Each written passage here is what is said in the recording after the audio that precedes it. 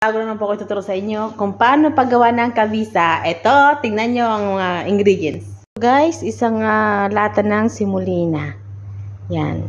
Guys, yan, sinangag ko yung simulina. Yung isang lata, sinangag ko. Yan, ganyan siya. Ganyan lang siya ka-brown. Yan.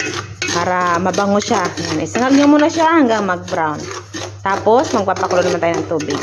Asukal guys, yan. 10 tablespoon na takal ng asukal.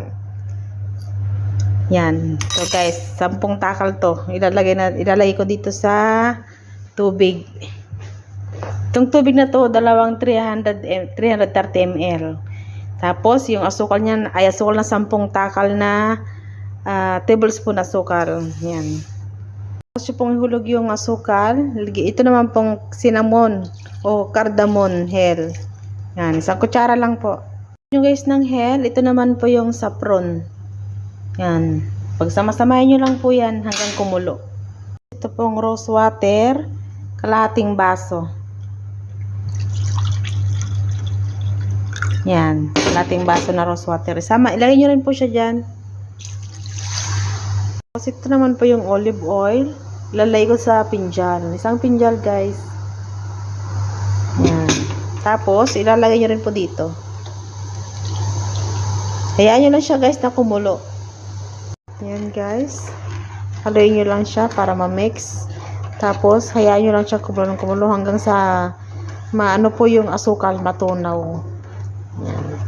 Maya-maya, pagkakulo nyan, ilalagay naman po natin yung sinangag natin na simulina.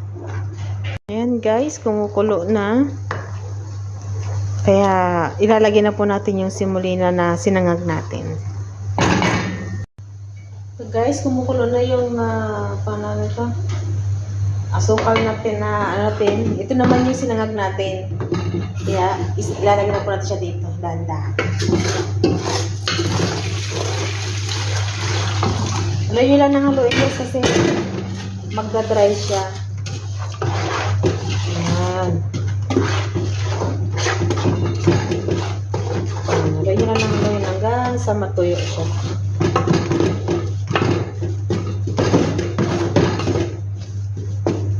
Pagkatapos po, aturan ng tubig. Ayan. Ininan na po natin.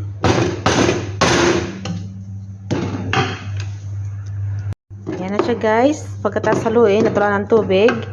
Yan. Ininan na po natin siya. Ilulupay na natin. Hayaan natin siyang maluto hanggang mamaya.